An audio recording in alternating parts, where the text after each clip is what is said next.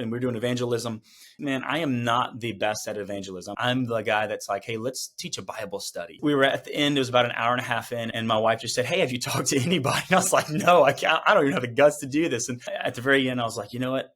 Just hold this. And I gave her something I was holding and ran up and saw some stranger. And so I run up to this guy. He's a Vietnamese student. He's probably like, who is this American guy running at me? And I just start sharing with him a little about Christianity, asking him a few questions. And he hears the gospel and he tells me, I know nothing of Christianity, but I want to learn more.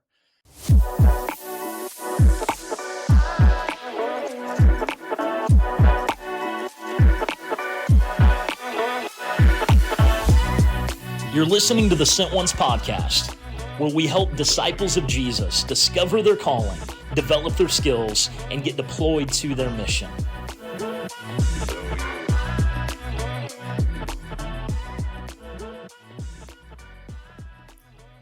Hey everybody, welcome back to another episode on the Sent Ones podcast. I'm here with our fearless editor, recorder, and co-host, Pheaney, we call him.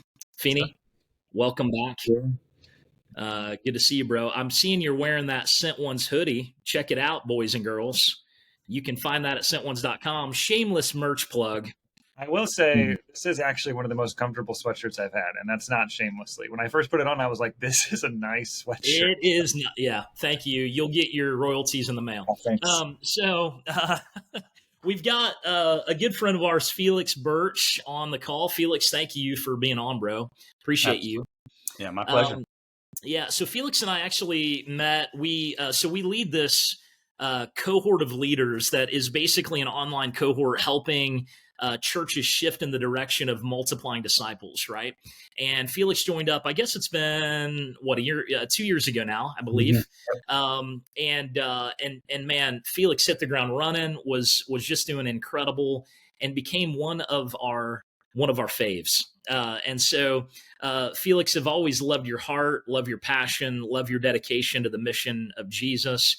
Why don't you just start out, bro? Just give us a little bit of a background. Tell us, for our listeners, where you're at, what you're up to, and then would love to hear a little bit of your story. Just how did God begin to light this fire inside of you to live what we call the sent life, to really be the disciple who goes out and makes disciples, to share the gospel that you're beginning to live now and have been living for a while. Just tell us kind of where that was birthed inside of you. We'd love to hear that. Absolutely. I would love to. So I'm in Baton Rouge, Louisiana. I have been here my whole life. So boring little town with no hills, nothing at all. But I've been here my whole life. Crawfish, Felix? You like crawfish? Crawfish, I can't. I'd be in trouble if people down here said this. I think they're overrated. Don't let anybody know that, so. No one from the state of Louisiana can watch this podcast now. No, I'm not supposed to say that. I think they're overrated. They're just a fellowship tool. That's all it is. But they're all right. But I'm from Baton Rouge, been here my whole life, was born again at a young age, and I was very privileged to grow up in a godly home. So didn't plan on entering into an occupational ministry of any sort. But around the age of 28, I found myself into ministry. And long story, we won't go there, but I found myself in occupational ministry. And it really was from the beginning of that God began to define, I would say, calling in my life. My senior pastor at the time, I've been in this church 16 years, same church today. He hired me on, believed in me, believed in the call of God on my life. And he told me, he said, I'm not going to define you or specifically tell you what to do with your role, because I want God to do that. And at the time, I was a little frustrating because I'm sitting here, I'm thinking, my gosh, like, what do I do? But he was like, no, the Lord needs to show you. And I remember a few months into that, I'm just praying, I'm asking God to kind of give me clarity. What do you want me to do specifically? What am I called to be a part of? And at that moment, God was beginning to grow this holy dissatisfaction in my heart for the harvest, and really for engaging the harvest, and particularly through my local church, but also just the church in general. I was moved by things that I was reading and seeing. I was moved by just the Holy Spirit being crushed, realizing that there was so much brokenness out there. And I remember there was a conversation I had with my wife. I got to do something, and she was like, "Well, see what you see what our senior pastor will do." And so somehow he ended up telling. I never went with him. He ended up finding out and ended up preaching to the church, and it was an incredible moment in my life, because I preached a sermon series. Probably don't go find them. They're horrible sermons, I'm sure. They're probably really bad, but it was a very like shifting moment for me, because I preached about 6 weeks on the mission of God. And it was very defining. It made me realize, like, this is what I feel called to be a part of, to help the church. I remember hearing the Lord just stir in my heart, mobilize my people to go. And I was really moved by that. So it was an incredible moment.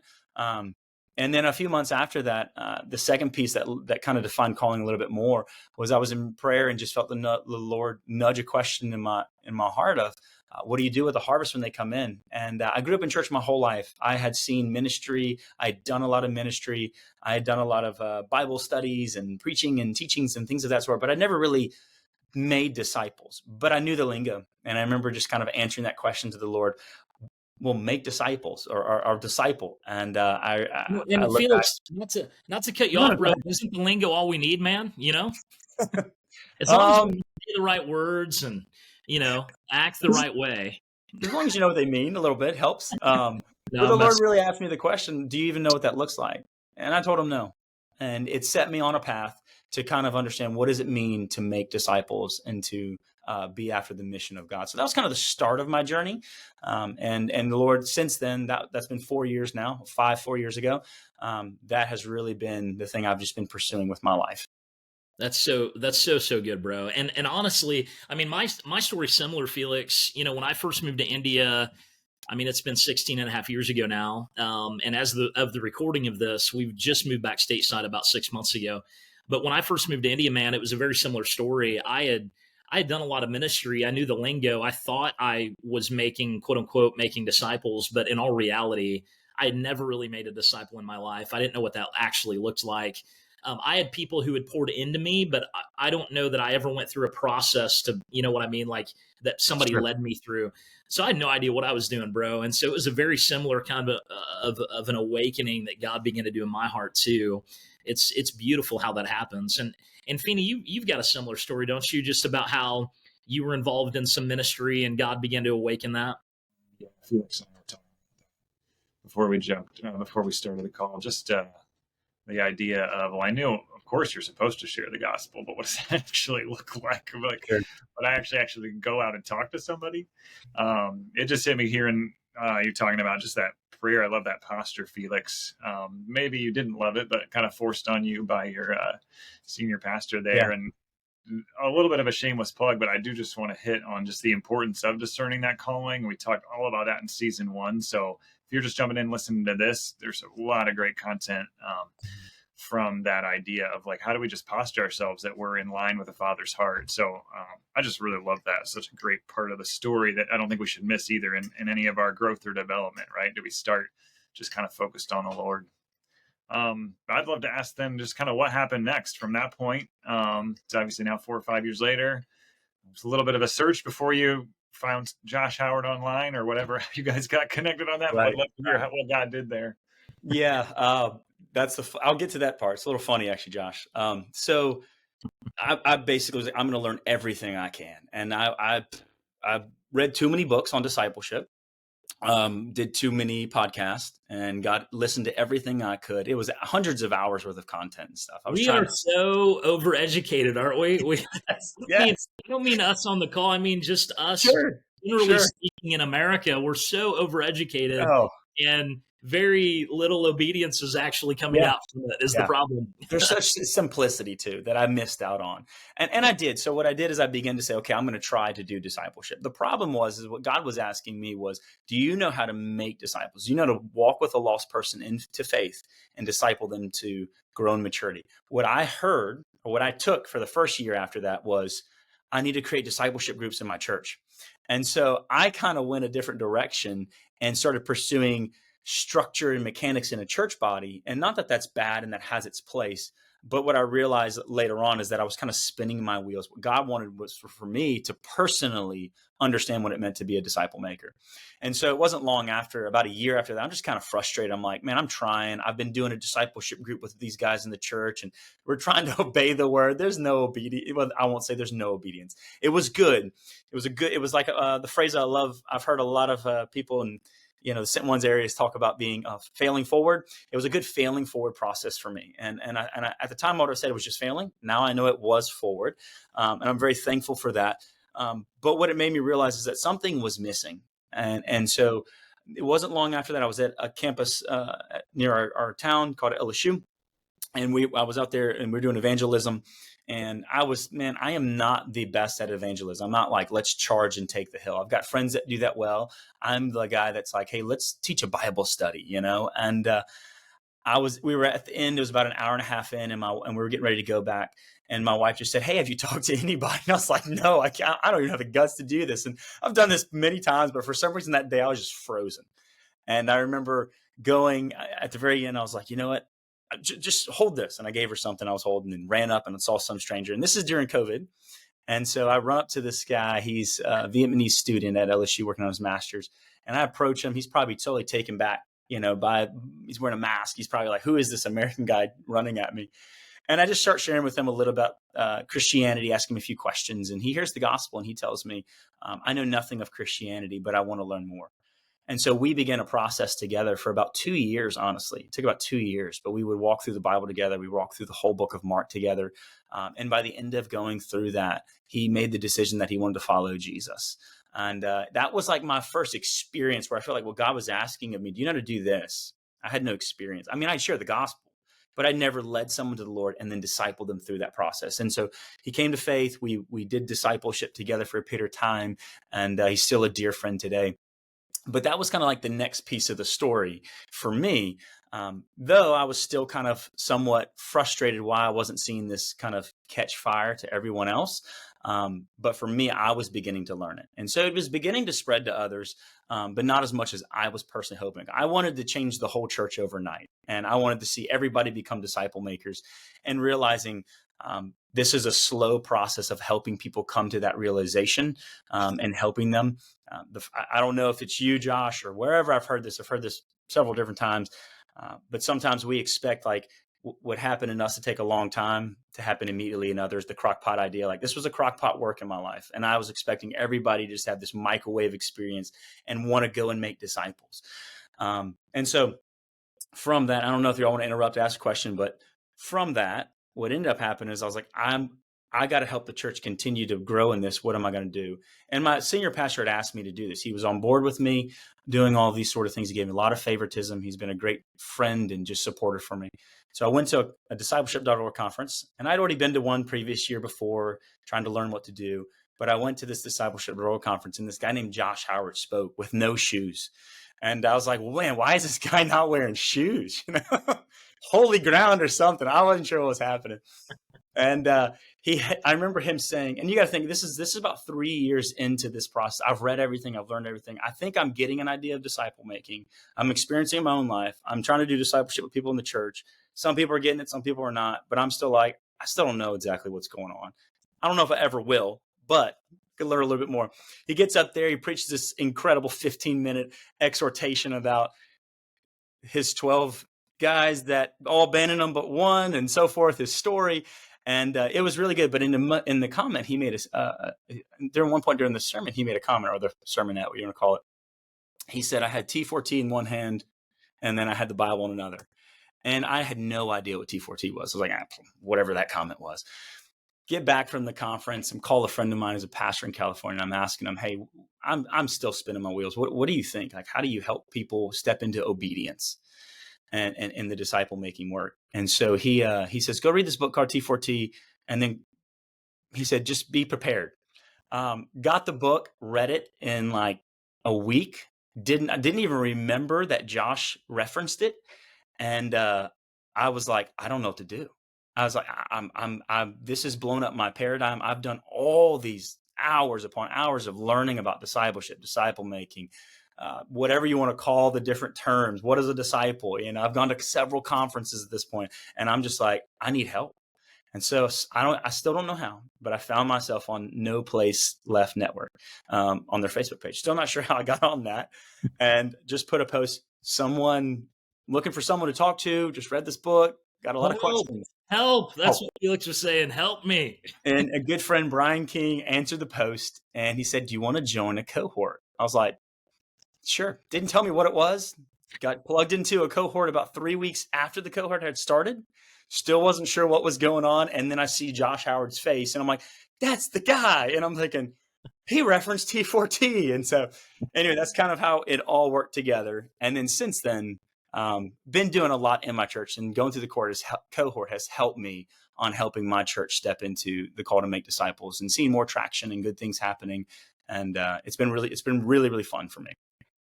The only negative part of that story was the Josh Howard part. That was the only negative part. Everything else was awesome. That was great. So up until like a month ago, most of my interactions with Josh have been like on Zoom. So I was also at a conference and he didn't have shoes on. So we'll have that'll be the next episode. I will be glad to tell the story why. It's actually a good story. But anyway, at some point. Material. And I just want to put a quick plug. I know we often give a shout out to people that are like exploring, maybe going overseas as missionaries or develop the sent life, but just the challenge of, hey, if you need help, you just need somebody to talk to, right on the Sent One's website. You can go and click, basically just schedule a call. Definitely you can look up No Place Left on Facebook as well. That Felix already said. I'm sure some of our friends would grab those messages, but just like, don't feel like because we've only a lot of times we're focusing on that development pathway that you have to be at the beginning of it to jump in. Just at any point, if you're swimming in this, just encourage you to reach out and get some help. So really encouraged by that part of your story, Felix, of how God was just kind of faithfully walking you through all that. Mm-hmm. Yeah. And one of the most exciting parts, Felix, that you've not been able to go into yet in the story that I'd love for you to share is just as that began to get fired up inside of you and you begin to help the church move in that direction. Talk to us about how now, some of the church members and some of the people within the church are now going out and doing similar things to what, you were doing on that college campus, for example, and things like that. Would love to hear, because here's the cool thing, guys, that are listening. When the Lord begins to place a fire in your life and light you up about something around his mission, that fire rarely stays for yourself. It actually begins to ignite people around you. It ignites the people that you're in proximity to, kind of like a spark, right? And so would love to hear kind of how that spark then begin to light up other people around you, Felix, and what some of the impacts, even some of the Sundays that you guys at times, what that looks like. So unpack that for us so that our people can kind of hear what that's looked like as you not only have lived it out personally, but now began to help other people around you do the same. Yeah. So there's the macro on that and then the micro. I could go in different directions for this. I'll give a couple of different thoughts, but right before I had actually found the cohort, I think I've been leading the youth ministry at our church for 8 years. And I was at the point where I was like, man, I've been talking about making disciples, but nothing's happening. And I'm like, I think I'm done preaching. I think I'm just going to figure something else out. And so I was like, I don't know what to do with them, but I'm going to equip them to share the gospel. And so I ordered Jimmy Scroggins' book on the 3 circles. And I had known of the 3 circles from a missionary friend of mine in Morocco who showed it to me. And I remember when he showed it to me the first time, kind of laughed at him, kind of gave that thought like, I have the Holy Spirit. I don't need a tool to share the gospel kind of mentality. Because that's kind of what I grew up in my mindset. And, looking back, I was like, you know what? It can't hurt. So I remember I spent like 8 weeks going through a DVD series and all that, not even DVDs. That makes me sound old. I am. Anyway, whole nother thing. But we went through this. It was 8 weeks of VHS tapes. There you go. 8 weeks of that, man. It was great. And at the end of it, or about 3 weeks in, the youth said, "Hey, can we go share the gospel?" They wanted to use the stuff they were learning, and it was awesome. And so they started going to the mall in our town, in our city for about 6 weeks. They went for the rest of the summer until school started. And they shared the gospel with, we tracked it. It depends on what you ask, but somewhere between 300 or 400 people in a 6-week period. They're about, and I didn't even initiate it. They started going on their own. Eventually I started going because parents were asking me to. But I was noticing, like, as I was catching the fire to make disciples, I wanted others to embrace it. And so here's these young people in our church who are beginning to share, go out. We'd have about 10 to 25 on a weekly basis, head out to the mall, goes in groups of 2s. And I was still like just coming to learn some of the tools, and trained them in the 3 circles, and they went. So that was like the first thing I saw where I was like, man, equipping matters. Like, we need to equip these people. This fire's in me, but I want to help others step into that.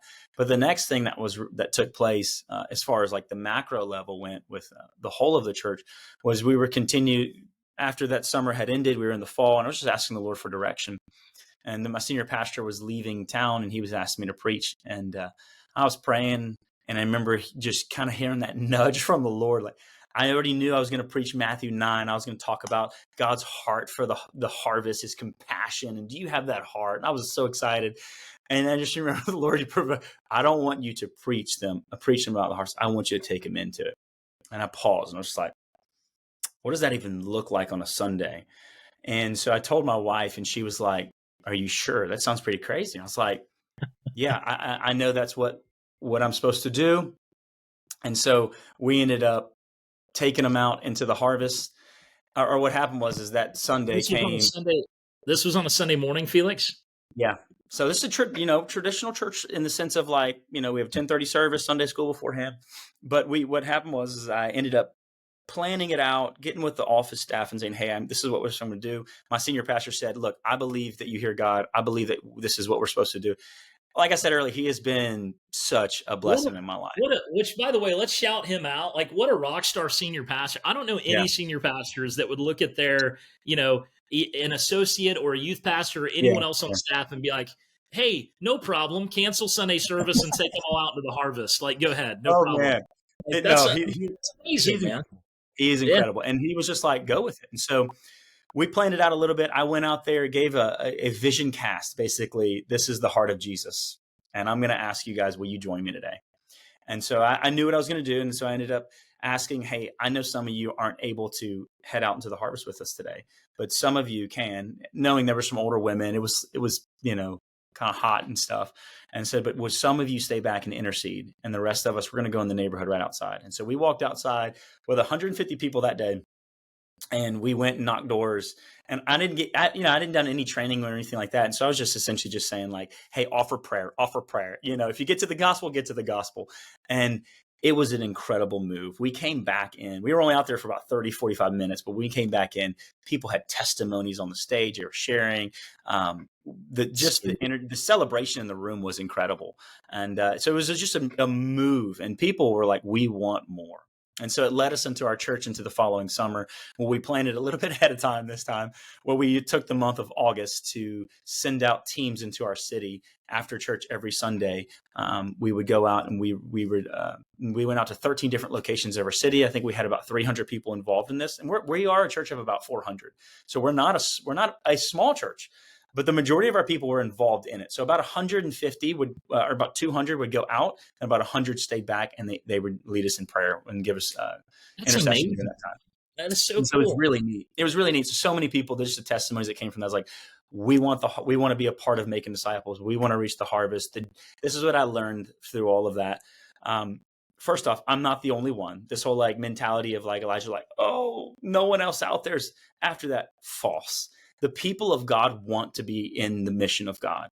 Sometimes they need to be encouraged and led into that, but they want it. And when they get in it, what they find, and what I have found, is that there is a joy in the harvest that cannot be found outside of it.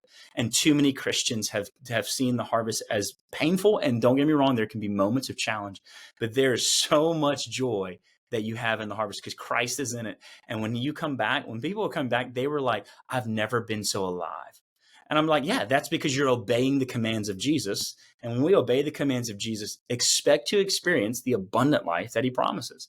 Yeah. And so it's been an incredible journey. Our church is continuing to make a step forward to that. We have weekly outreaches that we do of different sorts. But on a smaller level, individuals are grasping towards it and asking for equipping. So now we're offering monthly equippings of disciple making, basically 101 type courses that we're doing and things of that sort. But it's been fun, and it's been a joy. Dude, that is so good. And praise God for so many people because honestly, dude, I think that is a massive missing piece in a lot of churches, is that there are people that know there's got to be more to the Christian life than what they're currently experiencing. They know they're made for more. They know Jesus is calling them into something, but there's not opportunity, right? Like, dude, I grew up in a church. It was a little bit smaller than yours, Felix, but probably 250 people in my church. I cannot remember one time our church had an opportunity where if you wanted to, you could come and be a part of something like what you're talking about to go impact the community. Now, my youth group went on mission trips, right? Right. But it was not like this. It wasn't like what you're talking about. And I think we would be amazed if we gave people the opportunity and the challenge to be a Mhm. part of something like that, how many people would. And how beautiful is it that you gave people the option, hey, listen, if you can't get out for whatever reason or you feel called to stay and pray, then stay and pray for our people. How awesome. I mean, that's so good, bro.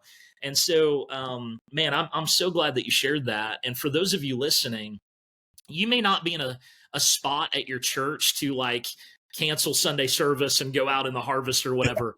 But you can be in a spot in your church where you could plan an outreach after church or on a Sunday evening or a Saturday morning or a Wednesday night or whatever, where you just ask if the pastor would even announce it to the church to say, hey, we're going to go out and do this. This is what it's going to look like. Would people join?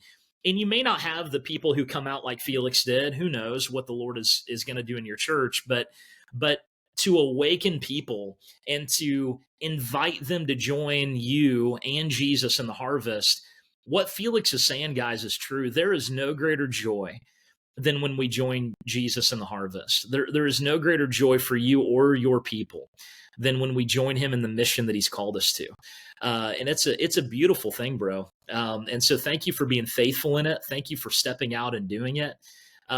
If you we're getting down to the end here. I do want to, Pheaney, I don't want to, is there, okay.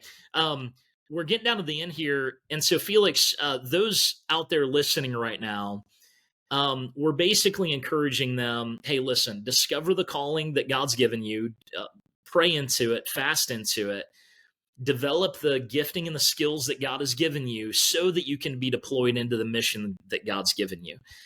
And if you were going to speak to those listening right now on just what does it take to really get going in this, if they're feeling that stir in their heart right now, what are one or two pieces of advice or encouragement that you would give them on what do they need to do to really step out into this, and what would you find to be the most helpful for them? What I'll say this for me, one of the biggest pieces that I think was helpful was having people in my life that were encouraging me to it. Because there are moments that it's lonely. There are moments where you feel like failing. You like it's all a failure, and there's moments of discouragement because it's not popular, to be honest with you, in American Christianity to say like talk about making disciples or to really embrace it, to step into it. And so when I found people in my life, which I'm so thankful for, some of the guys that I've met through the cohort, but even some of the guys that I've met, that are part of Sent Ones and so forth, that really helped me stay the course. And I think so for me, I had to really, people came into my life who were encouraging me like, hey, this is the Lord, continue to walk after it. And then not even just the spiritual encouragement for that, but also the practical, where it was like, okay, here's some tools that can help you and put them into practice. I think that's the biggest thing that I've encouraged people with today too, is oftentimes when I'm giving training, I'm like, hey, this is great. You've learned so much today, but the reality is if you don't use any of this, you're the foolish builder. Like Jesus talks about in Matthew 7, you literally have, you hear Jesus' words to go make disciples. You hear the mission, you hear the why we do it, all of these sort of things. But the reality is if you don't do it, you're a fool, like according to Jesus in Matthew 7. And so let's be intentional about doing that. So some of the practical steps is learning those things, but then carving out the margin in your life to put them into practice. And that's been a big thing for me that I've had to fight for, because I've got 4 kids that are under the age of 7. I'm an associate pastor that has a lot of different roles, and fighting to get into the harvest and being around lost people is a challenge. But it's something that's like, I want to know, I want to make sure that my life is taking it to the best of my ability, whatever space I can do, because I can't go out every single day necessarily, or whatever it might be. But whatever, with what God has given me, the time and the resources, I want to make sure that I'm carving space out in that to be able to be on the mission of Jesus for him. That's beautiful. And it flows from love for Jesus, right? It's all about Jesus first, but look, I want to live on that mission. So that's what I would suggest those things. You just hit on something really important, Felix, that I want to remind our people of, is that Satan, more than anything, when he comes against us, he wants to keep us out of the harvest and out of the throne room.